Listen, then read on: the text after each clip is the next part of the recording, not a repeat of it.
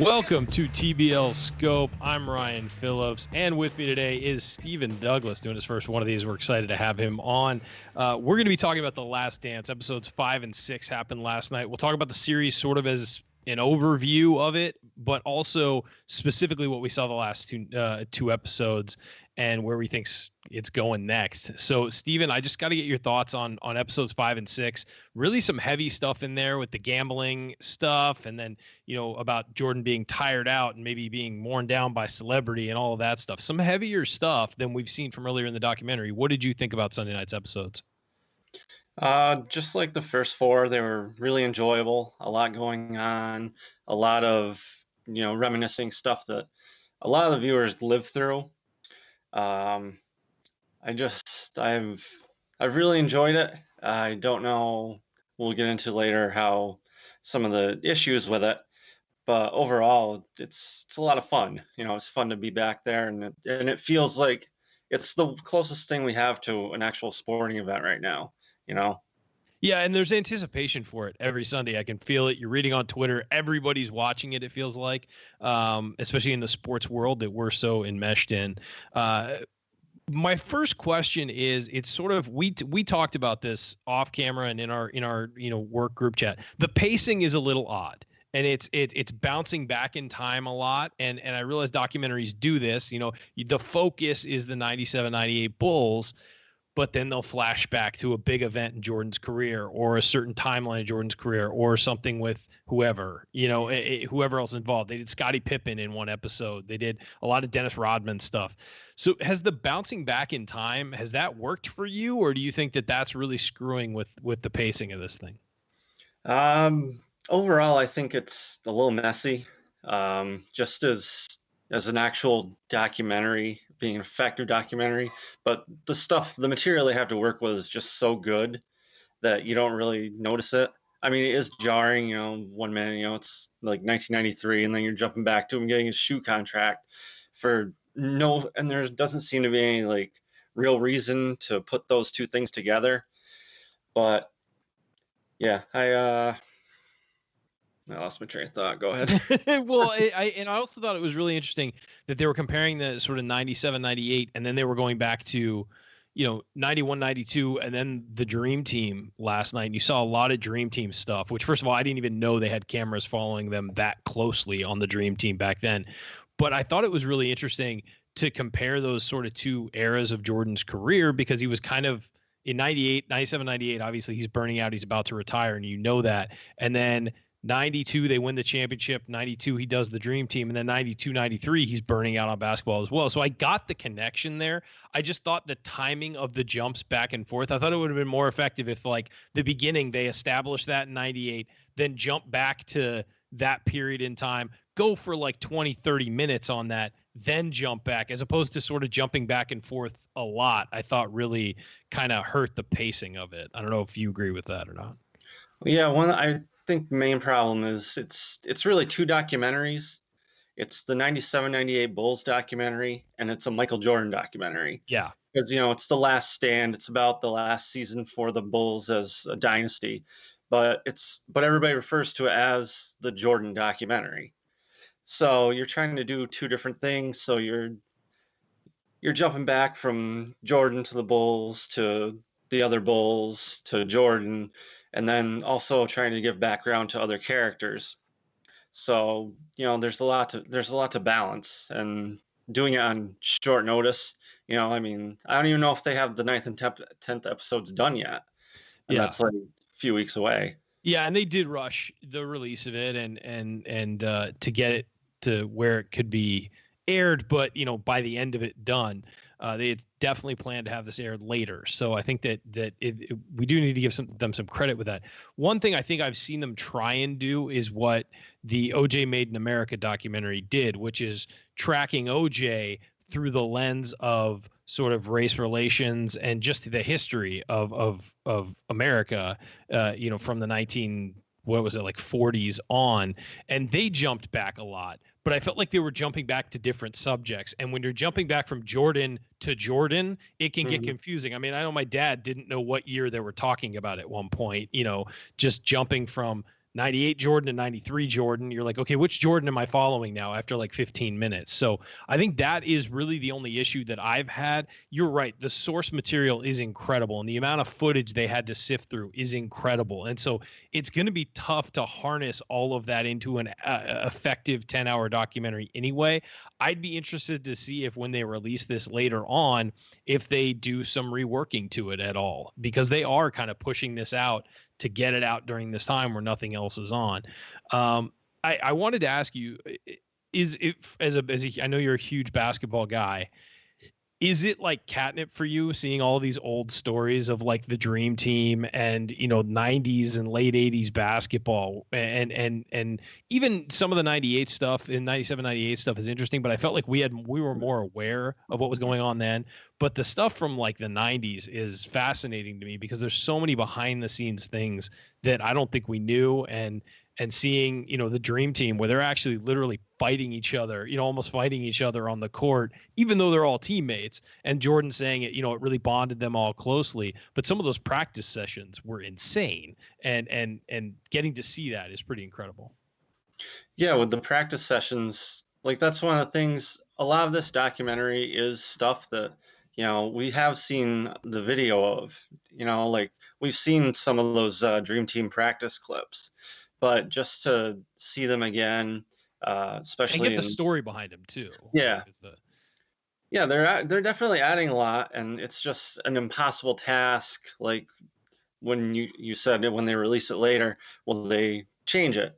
Will they want to condense it to make it tighter and rework stuff, or is this really? I mean, there's enough footage and interviews and everything that they can make this into a whole series, a whole season of television. I mean, For if sure. this was 20 episodes, they would be able to fill it. It's just a matter of finding a way that it works. And maybe when the the time got pushed up, maybe they just you just have to do the best you can Right. once you're under that kind of deadline. Sure. And I had to ask you about the gambling stuff because the second episode, which is episode 6, focused very heavily on Jordan's gambling. And clearly they're leading up to 93, where he steps away from basketball and goes and plays baseball for a year and, almost 2 years. Almost 2 years. Mhm. Did you find that interesting? We've all heard these stories before for the most part. I didn't remember some of the details, but we've all heard these stories before, but it was a heavy focus. Obviously you've got to tell that part of the story. Did you think they did it effectively, or do you think that maybe they spent too long, too short? What did you think about how they approached that? Yeah, it's something that they definitely had to So, cover. Because I mean that's one of the most like mainstream conspiracy theories, mhm. along with like the frozen envelope for Yep. bent envelope for Patrick Ewing. But yeah, for the gambling stuff, I didn't remember a lot. I didn't remember the interview with Jordan wearing the sunglasses. Neither did I. Um, yeah, it was pretty cool to just remember all that stuff. And yeah, Yeah, I mean, I thought it was effective. I thought that the it is interesting to see, they interviewed David Stern. Obviously, he's passed on now, but they interviewed David Stern about it, and he's talking pretty sternly about, the problems with that. But then he says, "Oh, it never came up. It was never a big deal. It was just we were just worried about it for a second, but it never." And Jordan sitting there saying, "I have a competition problem. I don't have I don't have a gambling problem." And you're just like, if you're losing millions of dollars gambling, that seems like a problem. But I guess since he can afford it, and then people made the defending, comment that he could afford it, so it wasn't that big a deal. Um, Obviously, we've all heard the stories that he was basically suspended from the NBA for 2 years, and that's why he went and played baseball. Skip Bayless re-upped that conspiracy theory today. Um, I mean, do you think that would have been logical for the NBA to do to remove him from the equation in the middle of his prime because of the gambling allegations? I know there was a big worry about gambling in sports at that point, especially Pete Rose had happened, years before that, and there had just been, a lot of stories about point shaving and things like that at the time. Do you think that? I mean, do you believe the conspiracy theory, or do you think he just got tired, because they definitely set it up like he was wearing out on basketball as well. They set up both angles of that. Yeah, I don't believe that. Um, yeah, it's a fun idea, Mm-hmm. but I mean, there's so much money on the line for the NBA, to have Michael Jordan go away for a season and a half. Um, in order for them to do that, I mean, you can't do it just because of concerns of gambling. Right. In order for them to do it and do it secretly, I mean, they would have to think that he was, or have proof that he was point shaving or doing something like that to be able to do it. And then on top of that, sweep it under the rug and try and make it look like it wasn't for that. Uh, yeah, no, I think that it's very hard for me to imagine them giving up that much money just because of concerns that maybe he was gambling too much. I think that it's really hard for me to envision that actually happened. So one of the other aspects that they explored was the 1990 North Carolina Senate election, where Jesse Helms, a very controversial Republican senator, was running against a black Democrat named Harvey Gantt, I believe his name was, or I guess it was it 90 or 96? I can't remember. They went against each other twice. Earlier.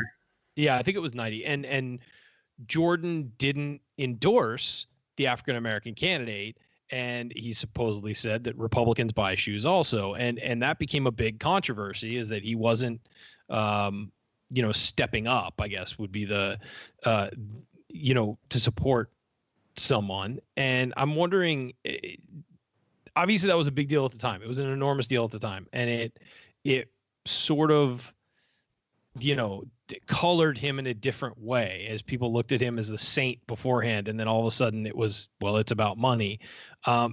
They did go into that last night, and there were a lot of people who were very disappointed in him for not standing up and endorsing the Democratic candidate. Do you think that should have changed people's perspective of Michael Jordan a little bit, that he didn't step up there?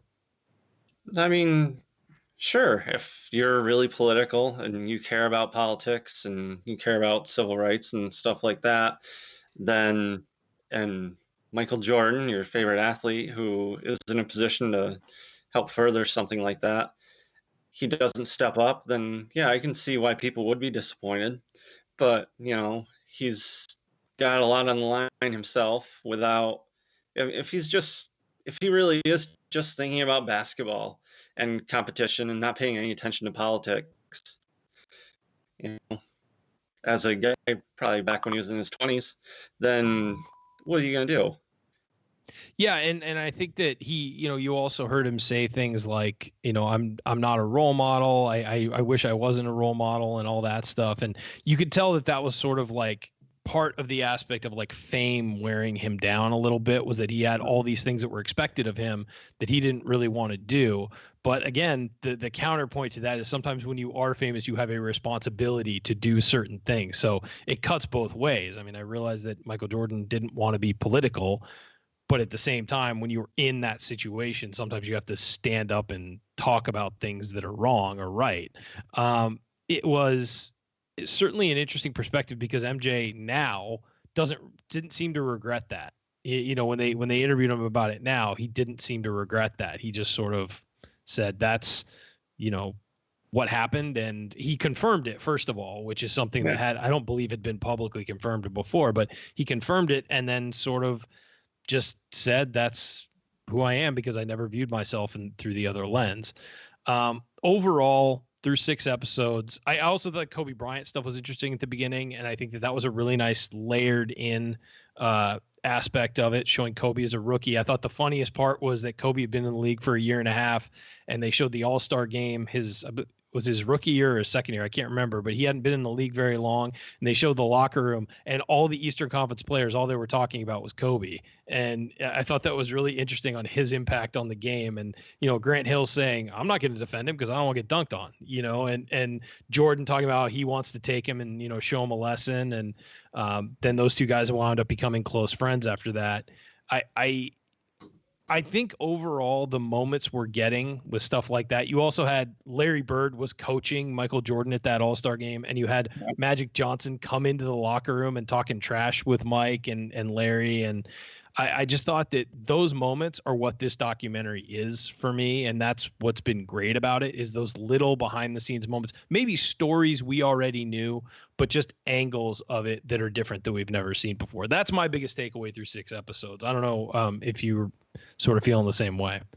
Well, with the Kobe stuff, it definitely, kind of dates when it happened, because they're like kind of like the Lakers kid, not really calling him Kobe. Yeah. Nobody really knows him yet.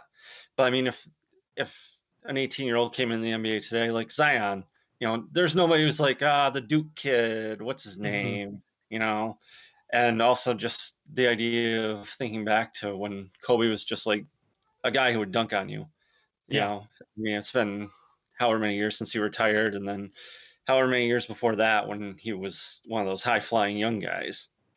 But for the overall documentary, like I said, it's a lot of fun. It's a rehash of a lot of, interesting stuff that we've seen before, but just adding in the interviews, and there's just so much good stuff that it's worth it.